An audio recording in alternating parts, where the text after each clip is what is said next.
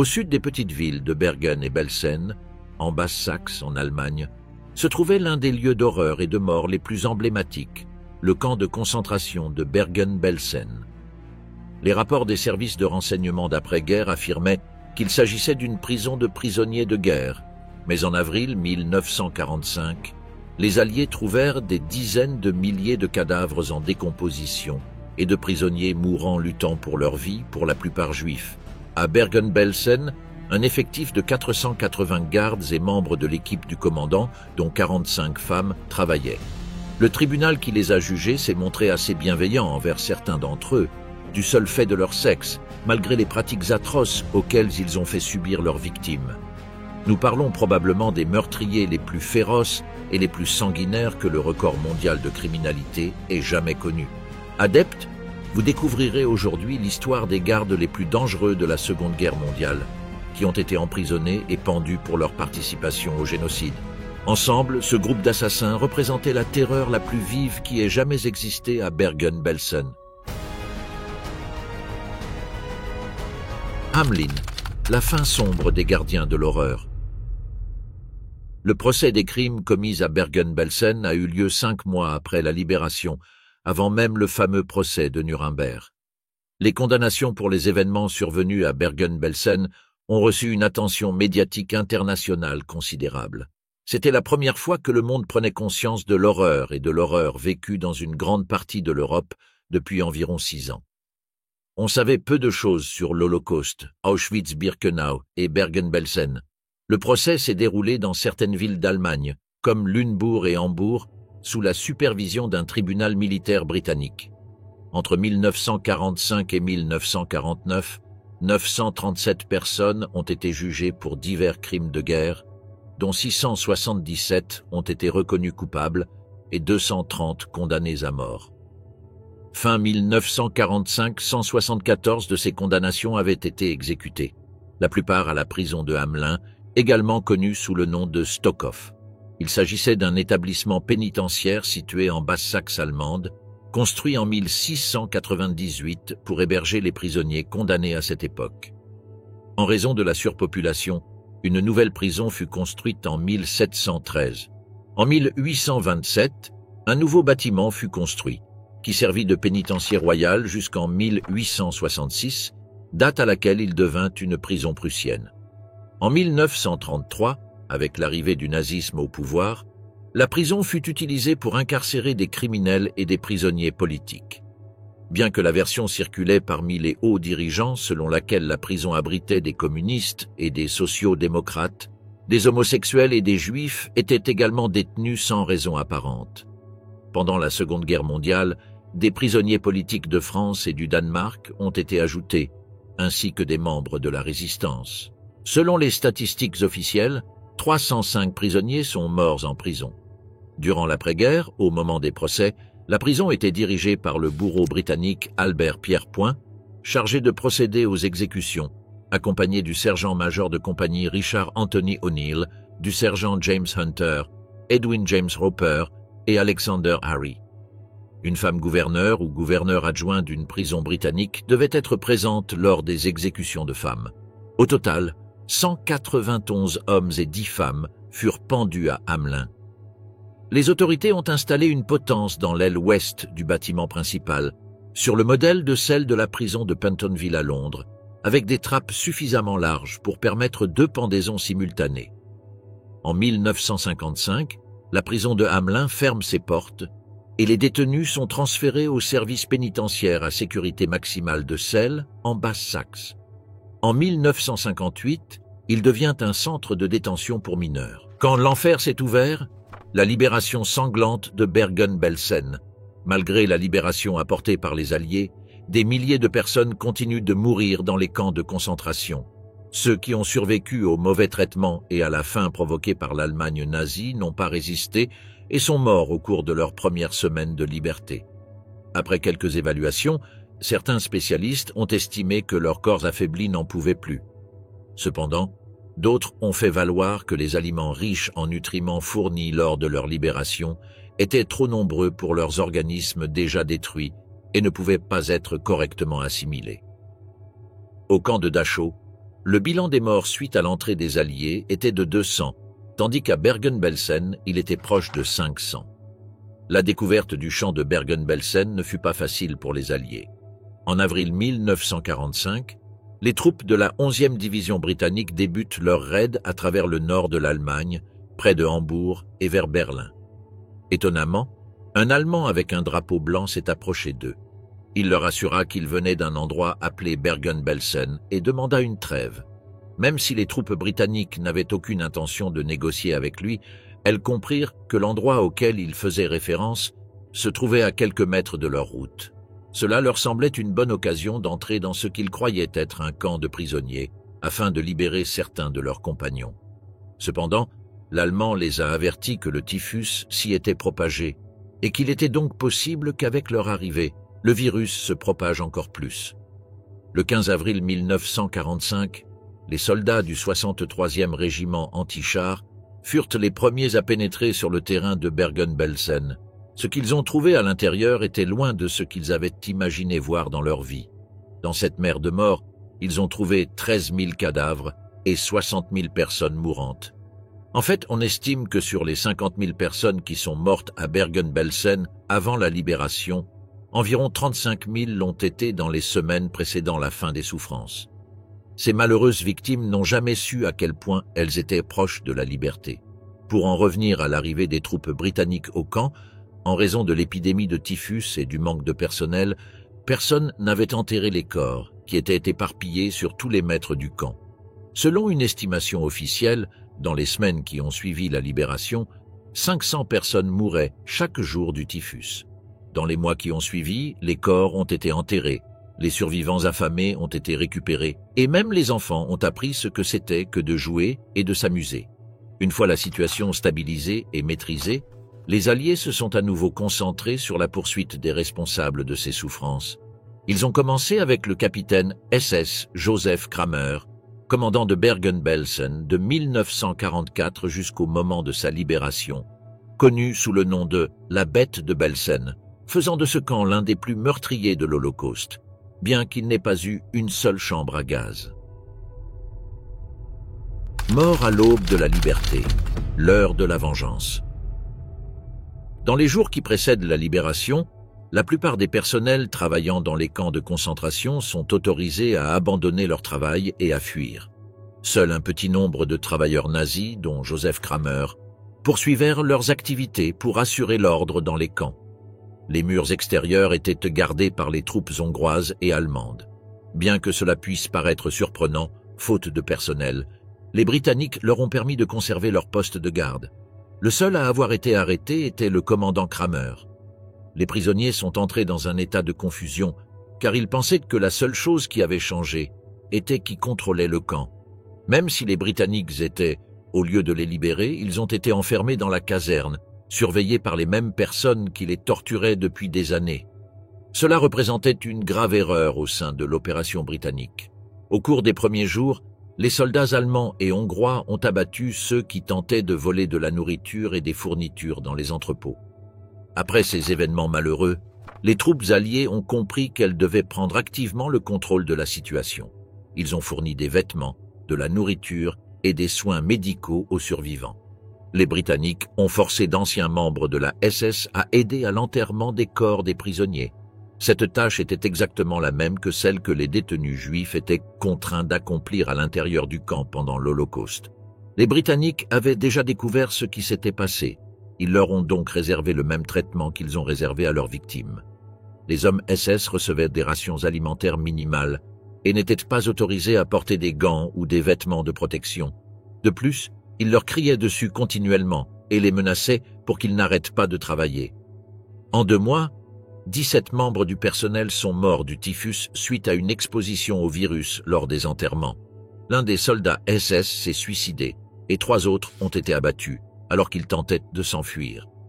Simultanément, dans l'un des camps satellites créés par les SS près de Bergen-Belsen, ils relocalisèrent 15 000 prisonniers du camp de concentration de Mittelbodora, qui étaient en meilleures conditions physiques que ceux de Belsen. À leur côté se trouvaient 170 capots allemands, qui étaient leurs supérieurs avant l'invasion alliée. Là, des milliers de prisonniers battaient violemment les capots pour se venger de toutes les souffrances qu'ils avaient endurées pendant tant d'années. En entrant dans le camp satellite, les Britanniques n'ont pas trouvé les capots, mais ont découvert des mares de sang et une masse méconnaissable qui n'a pas pu être identifiée comme étant une personne. En seulement 4 semaines, 29 000 survivants de Bergen-Belsen ont été transférés dans un camp de l'armée blindée allemande. Avant le transfert, les SS avaient réussi à détruire les archives qui se trouvaient dans le camp, éliminant ainsi toutes les preuves écrites de ce qui s'était passé pendant la Seconde Guerre mondiale. Albert Pierrepoint, le grand bourreau des criminels nazis. Les autorités britanniques décidèrent de confier la tâche fondamentale de l'exécution des nazis à un homme impeccable, doté d'une vaste expérience. L'élu était Albert Pierrepoint, qui était bourreau de l'armée britannique depuis 15 ans. Au cours de ses 25 années de carrière, il a exécuté 600 personnes. Pierrepoint est né le 30 mars 1905 à Clayton, au Royaume-Uni, dans une famille ayant une tradition dans le métier. Son père, Harry, et son oncle Thomas étaient des bourreaux officiels. Dès son plus jeune âge, Albert sait qu'il veut devenir bourreau et en 1932, à l'âge de 27 ans, il fait sa première expérience en tant qu'assistant du bourreau. En décembre de la même année, il procède avec son oncle à sa première exécution.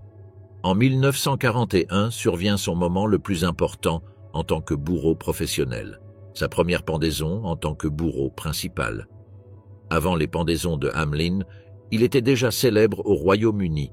Il fut le bourreau de criminels britanniques de renom tels que Gordon Cummins, dit l'éventreur de Blackout, John Haig, surnommé le meurtrier du bain acide, et John Christie, l'étrangleur de Rillington Place. Mais le tournant de sa carrière fut sans aucun doute la pendaison de la bête de Belsen, Joseph Kramer. Pierrepoint était reconnu pour sa grande attention aux détails. Avant chaque accrochage, il testait l'accrochage avec un sac de lestage pour éviter les surprises au moment de l'exécution. De plus, dans son carnet, il inscrivait la taille et le poids des personnes exécutées pour calculer la longueur de la corde qu'il devait utiliser dans chacune des procédures, ainsi que la longueur de la chute. Pendant la guerre, il eut la lourde tâche de pendre 15 espions allemands et quelques soldats américains qui avaient commis des crimes capitaux en Angleterre. En décembre 1941, il exécute le célèbre espion Karel Richter, connu pour avoir été capturé après avoir été parachuté sur le territoire britannique. Dans l'après-guerre, il reçut la grande nouvelle qu'il se rendrait pour la première fois dans un autre pays pour y accomplir son travail. Cette tâche le motivait énormément, probablement bien plus que ses précédentes exécutions. Il s'installe dans un hôtel luxueux et établit son bureau à Hamelin. Là, entre décembre 1948 et octobre 1949, il exécuta 226 personnes. Parfois, il pendait plus de 10 prisonniers en une seule journée. Mais dans certains cas, cela a pris beaucoup plus de temps. Le 13 décembre 1945, il arrête son chronomètre pour exécuter 10 hommes et 3 femmes.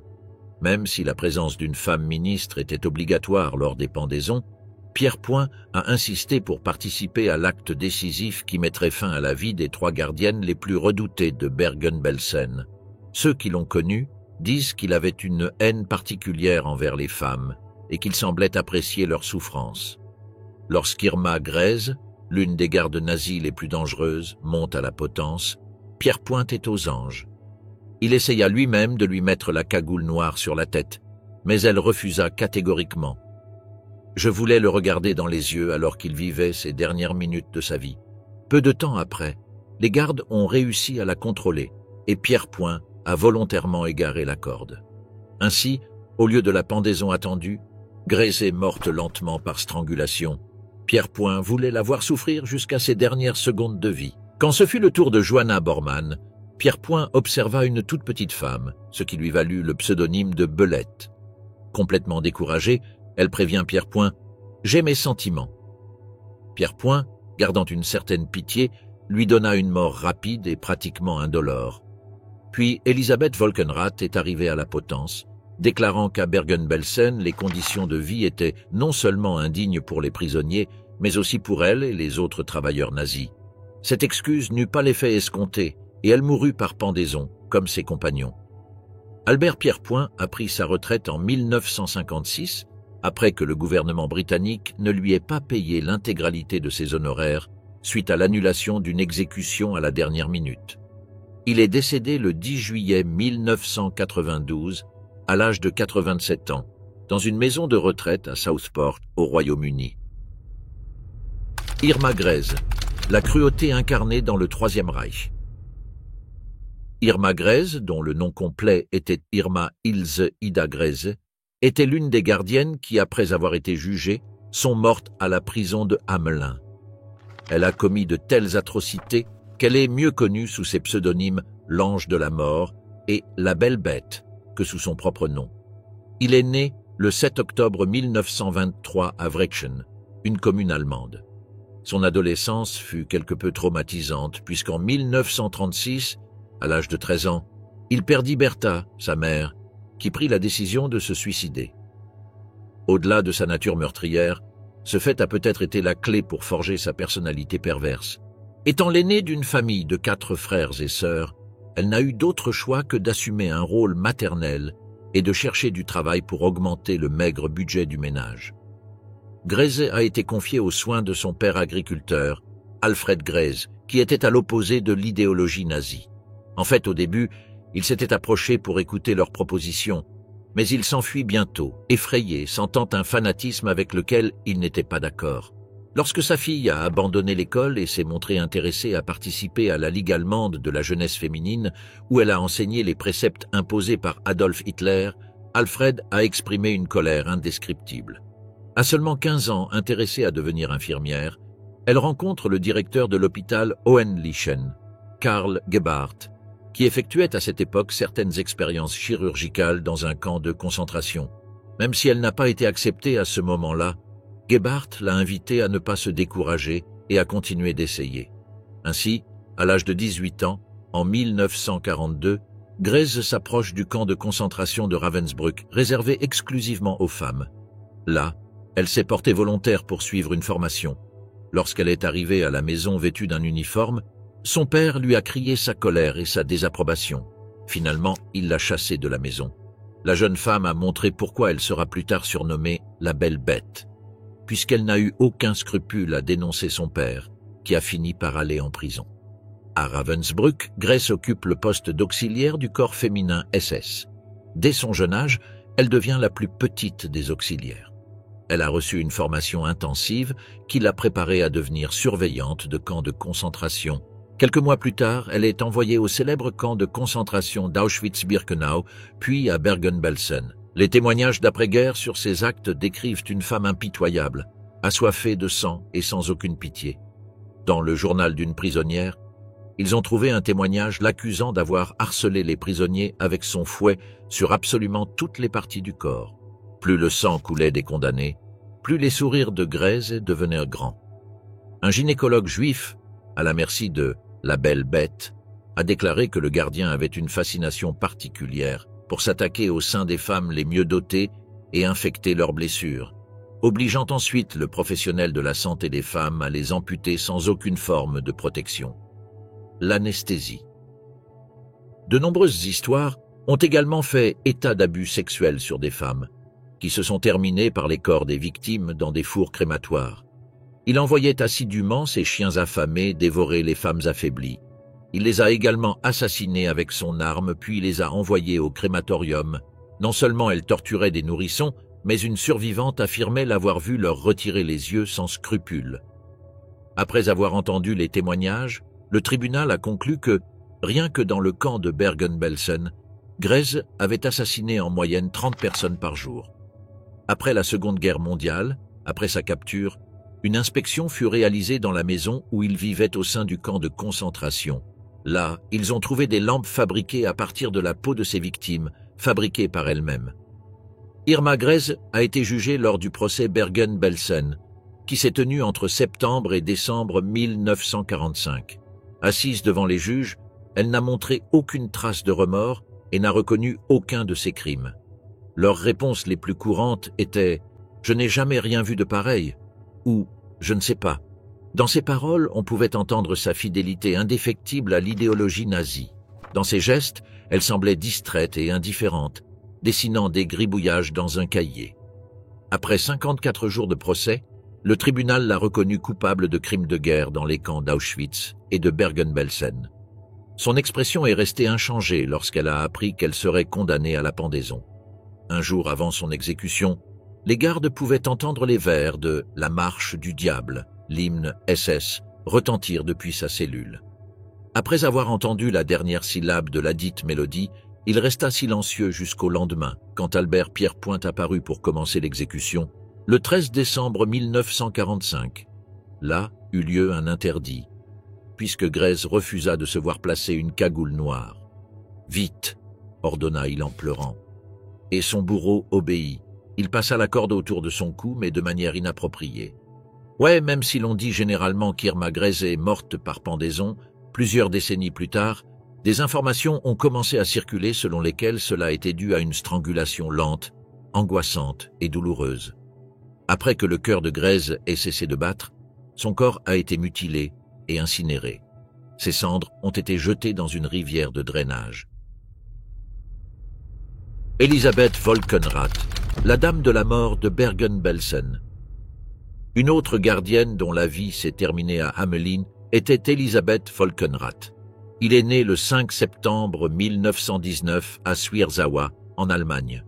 Il débute sa carrière en 1941 dans le camp de concentration de Ravensbrück. Son parcours de tutrice rejoint celui d'Irma Grèze, qui était sa supérieure. Apparemment, Volkenrath avait moins de mal et de sadisme que Grèze. Il ne pouvait donc pas lui prendre le poste. Début 1942, elle fut transférée à Auschwitz, où elle rencontra son mari, un chef SS connu sous le nom de Heinz. Au cours de leurs premiers mois de relation, le couple n'a pas fait de promenade romantique ni n'est allé au théâtre. Ensemble, ils sélectionnèrent les personnes qui mourraient plus tard dans les chambres à gaz. Après avoir rempli son rôle avec obéissance, elle fut promue directrice générale de toutes les sections féminines d'Auschwitz. Ses fonctions cessèrent lorsque les Alliés prirent le terrain, mais il ne se laissa pas prendre. Il s'enfuit rapidement vers Bergen-Belsen, où il arrive le 5 février 1945 et poursuit les tueries. À cette occasion, il a changé ses méthodes en affamant et en refusant de soigner les victimes. Les gardes nazis, comme leurs homologues masculins, prirent l'habitude de punir continuellement les captifs. Tout comme Irma Grèze utilisait son fouet, chacune d'elles utilisait une méthode différente pour blesser et diminuer tant physiquement que psychologiquement. Volkenrath portait une arme à feu partout avec lui. Lors du procès Bergen-Belsen, il a affirmé avoir participé à des actes de torture. Dans ses déclarations, bien qu'il ait tenté de rejeter la faute en arguant qu'il suivait les ordres des autres, il a supposé qu'il avait ordonné aux prisonniers de mettre leurs mains sur la tête pendant de longues périodes. Ceux qui les ont fait tomber ont été sévèrement battus. Selon son témoignage, Volkenrath ne pouvait pas désobéir à ses supérieurs, sinon elle serait punie. De cette manière, il ne se sentait pas entièrement responsable des meurtres commis. Cependant, il a également mentionné qu'il avait eu plusieurs conversations avec le commandant et lui avait demandé à plusieurs reprises pourquoi les prisonniers ne recevaient pas plus de nourriture. On lui a répondu que les chemins de fer avaient été bombardés et qu'il n'y avait donc aucun moyen de fournir toute la nourriture. Champ de nourriture. En outre, Volkenrath a déclaré que les prisonnières devaient se laver dans l'eau froide en raison d'un prétendu manque de charbon et que celles qui ne se lavaient pas ou ne s'habillaient pas à la hâte étaient sévèrement punies. Durant son bref séjour à Bergen-Belsen, il jeta des prisonniers dans les escaliers et les frappa contre les murs. Volkenrath a été accusé d'avoir sélectionné des femmes pour ensuite les assassiner et en faire ses victimes.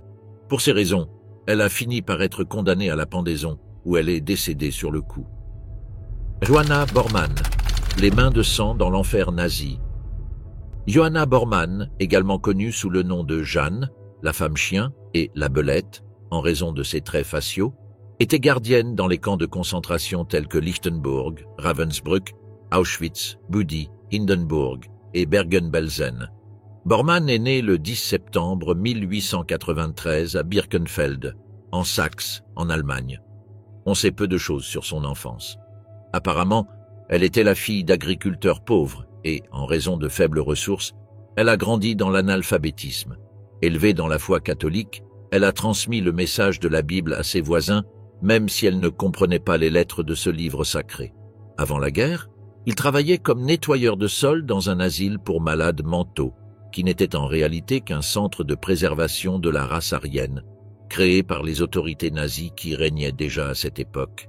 Quelques années plus tard, alors que la Seconde Guerre mondiale était en cours, on lui a dit qu'en effectuant des tâches similaires, il pourrait gagner 4 fois plus. Il a donc décidé de postuler pour un emploi au camp de concentration de Lichtenburg.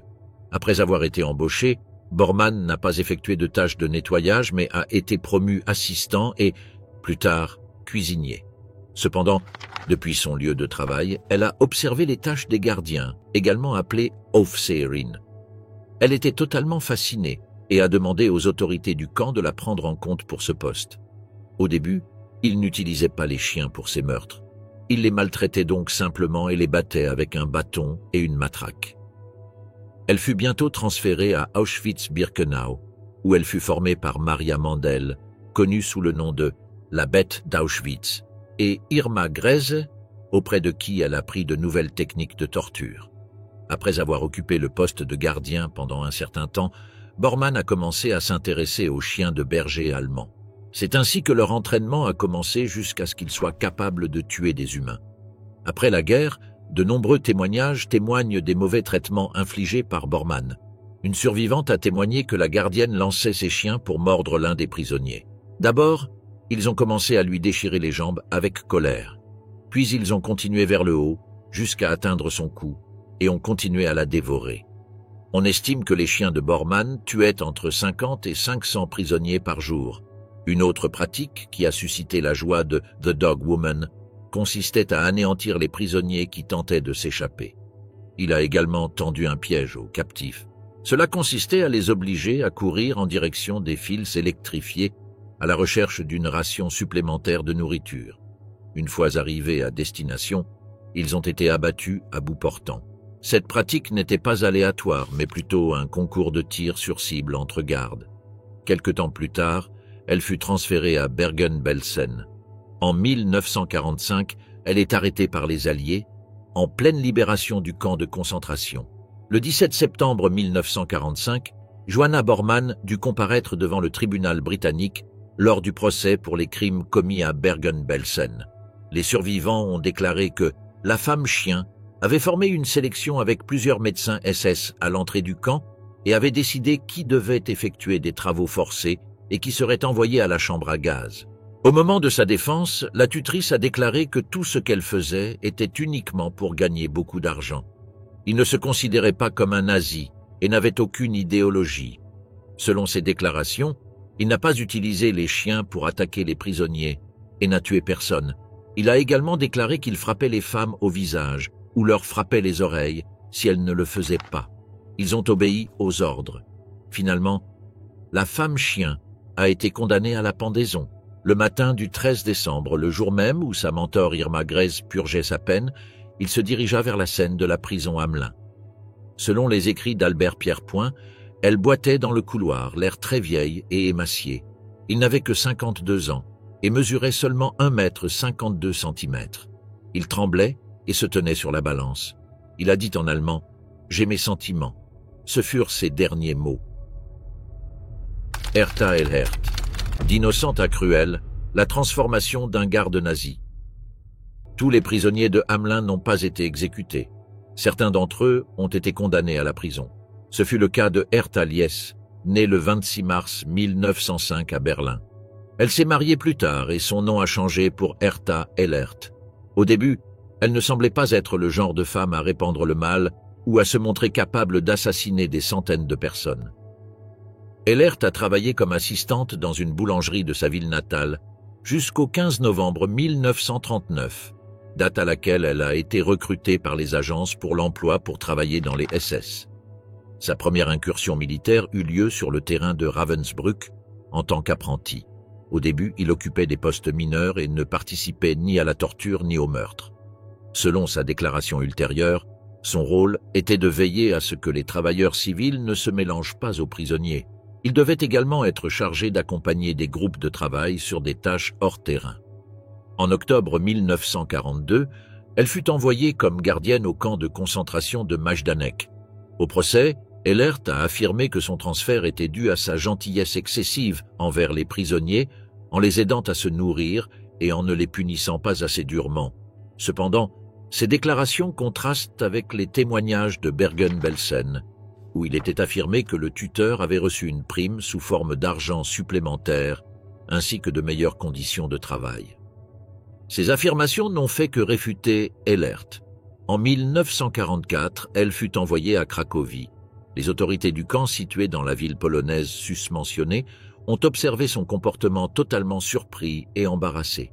Ils ne comprenaient pas pourquoi elle était si indulgente, polie et serviable envers chacun des prisonniers. Ils voulaient de l'impolitesse et de l'impunité, mais Ehlert ne les leur a pas accordés. C'est pour cette raison qu'elle fut renvoyée à Ravensbrück, où elle fut soumise à un nouveau cours de formation, cette fois dispensé par Dorothea Binz, une supérieure nazie connue pour le plaisir excessif qu'elle éprouvait à faire le mal, qui avait également formé Irma Grese. Après la rupture du mariage d'Ehlert, Binz a profité de l'occasion pour faire ressortir le pire chez son élève, et il a réussi. Elle a ensuite été envoyée à Auschwitz en tant que superviseur, évaluant et assistant les gardiens du camp. Après une brève période au cours de laquelle elle a pu améliorer ses performances, elle a été envoyée à Bergen-Belsen, où elle a pris le poste de chef adjoint des gardes, sous les ordres d'Elisabeth Volkenrath et d'Irma Grese. C'est dans ce domaine qu'elle abandonna finalement sa réputation de femme bienveillante pour devenir une tueuse impitoyable. C'est là qu'elle a commis tous les crimes pour lesquels elle a ensuite été reconnue coupable. Comme Grese, Ehlert a appris à se servir du fouet et a causé des dommages irréparables à la peau des prisonniers et a même assassiné plusieurs dizaines de femmes. Lors du procès, Ehlert a plaidé non coupable, mais les survivants ont pris sur eux de le nier. En plus de témoigner des dommages physiques qu'il leur a causés, ils ont rappelé qu'il avait volé des bagues, des bracelets et des colliers en or à des personnes envoyées dans les chambres à gaz. Finalement, le tribunal a déterminé qu'il était coupable dans le camp de Bergen-Belsen, mais innocent à Cracovie, où il n'existait aucune preuve évidente permettant de révéler sa culpabilité. Herta Ehlert a été condamné à 15 ans de prison, mais sa peine a été réduite à 12 ans. Pourtant, en 1953, soit 8 ans après la fin de la guerre et le procès, il décède finalement le 4 avril 1997 en Allemagne. Herta Botte, le tristement célèbre visage de la cruauté. Herta Botte, plus tard connu sous le pseudonyme de Le Sadique du Stutthof, est né le 8 janvier 1921 à Tetterow, dans le Mecklembourg en Allemagne. Dans la période d'après-guerre, on se souvient d'elle pour les traits forts de son visage, accompagné d'un regard provoquant et d'une mâchoire lourde. Mais aussi, dans les déclarations des survivants, elle est apparue comme une surveillante impitoyable, qui giflait les prisonniers et les étourdissait avec ses cris. À 17 ans, Botte travaillait pour aider son père dans sa petite menuiserie située dans sa ville natale. De plus, elle était infirmière dans un hôpital industriel. Elle était connue pour sa générosité et sa solidarité envers les autres. En 1939, à l'âge de 18 ans, elle rejoint la Ligue allemande des filles appartenant au parti nazi, où elle excelle dans diverses disciplines sportives. L'engagement de Botte était tel qu'en 1942, elle fut recrutée par les SS comme gardienne au camp de concentration de Ravensbrück, où elle partagea des jours de formation avec Dorothea Binz et Irma Grese. Après un entraînement intense, elle est envoyée au camp du Stutthof, situé près de Danzig, à l'est de Gdansk en Pologne.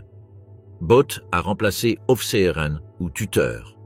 Selon les témoignages des survivants, il les frappait de toutes ses forces à chaque fois qu'ils franchissaient la porte.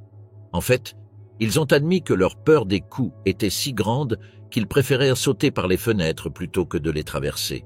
En revanche, si les différentes tâches imposées n'étaient pas exécutées avec soin, Botte les frappait sévèrement avec un bâton.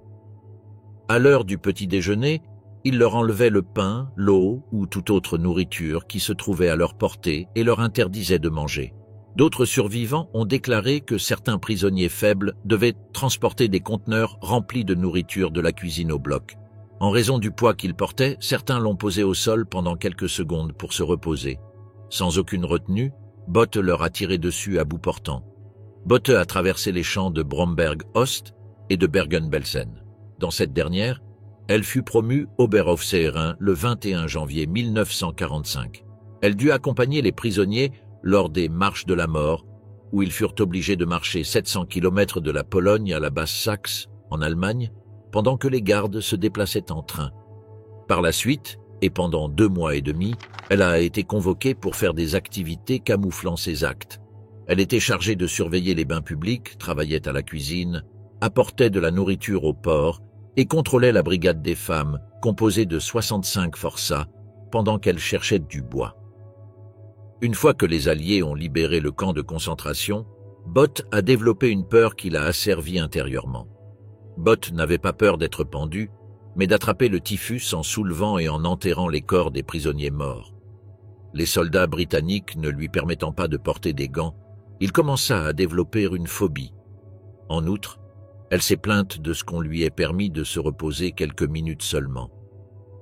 Lors du procès du 17 septembre 1945, malgré les dizaines de témoignages contre lui, il y en eut aussi pour sa défense. Charlotte Klein, assistante de laboratoire et colocataire de Bott, a nié l'avoir jamais vu avec une arme à feu. Gertrude Reinhardt, une autre colocataire, a déclaré la même chose. Au tribunal, Bott a tout nié. À aucun moment il n'a assumé sa faute. Grâce à la défense fournie par son avocat, le capitaine Phillips, le tribunal a compris que Bott était forcé d'obéir aux ordres légitimes de ses supérieurs. 2 mois plus tard, le tribunal a déclaré Herta Bott coupable de crimes de guerre à Bergen-Belsen pour avoir violé les lois et coutumes de la guerre en maltraité et assassiné des prisonniers. Finalement, elle a été condamnée à 10 ans de prison. Cependant, grâce à son bon comportement, elle a été libérée après 6 ans. Bott est décédé le 16 mars 2000 en Allemagne. Le goût de la mort. Irène Haschke et la terreur dans la cuisine nazie. Peu d'informations ont été recueillies sur Irène Haschke, mais les blessures qu'elle a laissées chez certains survivants de l'Holocauste juif ont suffi pour que son nom soit gravé dans l'histoire de la Seconde Guerre mondiale. Haschke est né le 16 février 1921 à Strzelce Krajenski, dans l'Empire allemand. Après ses études scolaires, il fait sa première expérience professionnelle dans une usine textile. Tout était routinier dans sa vie jusqu'à ce qu'elle rejoigne la Ligue féminine allemande. Après quelques mois d'endoctrinement, le 16 août 1944, le manque de personnel militaire pousse les SS à la recruter pour 5 semaines au camp de concentration de Grossrosen pour la former comme Aufseherin. Une fois formée, elle est envoyée à la prison de Merisch-Weißwasser pour jouer son rôle pour la première fois. Pour des raisons inconnues, elle retourna quelque temps à l'usine textile, jusqu'au 15 février 1945, date à laquelle on lui demanda d'être envoyé au camp de concentration de Bergen-Belsen. Là, il finit par apprendre un large répertoire de méthodes perverses et de tortures, grâce à son professeur Herta Bott. L'une des tâches de Haschke consistait à travailler dans la cuisine numéro 2 et à rationner la nourriture. Cependant, certains témoignages indiquent qu'il avait une fascination pour frapper le visage ou les mains des prisonniers avec une matraque en caoutchouc.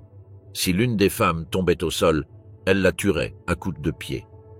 De la même manière, il maltraitait des enfants malades. Il les battait avec sa matraque jusqu'à ce qu'ils perdent connaissance. Une autre des tortures préférées de Haschke consistait à jeter les captifs dans des citernes. Ceux qui n'ont pas survécu sont morts noyés. Après avoir été capturés par les Alliés, Haschke comparaît devant le tribunal le 17 septembre 1945 dans la ville de Lunebourg. Selon ses déclarations, elle n'a réprimandé que les détenus qui lui volaient de la nourriture avec un bâton en bois. À son tour, lorsqu'on lui a demandé pourquoi les captifs n'étaient pas autorisés à boire l'eau potable de la citerne, Haschke a répondu que l'eau était sale. Irène Haschke a été condamnée à 10 ans de prison, a purgé à la prison de Hamelin, accusée de coopération au mauvais traitement et au meurtre de prisonniers du camp de Bergen-Belsen. Contrairement aux autres tuteurs, elle n'a reçu aucune récompense ni miséricorde et a purgé chaque jour sa peine. Après sa libération, personne n'en savait plus sur le lieu où il se trouvait ni sur la date probable de son décès. Fin. C'est l'histoire des gardes nazis qui, après avoir maltraité, torturé et assassiné des milliers de femmes, sont morts seuls, haïs et oubliés, sans que personne ne leur accorde la moindre goutte de respect ou d'affection.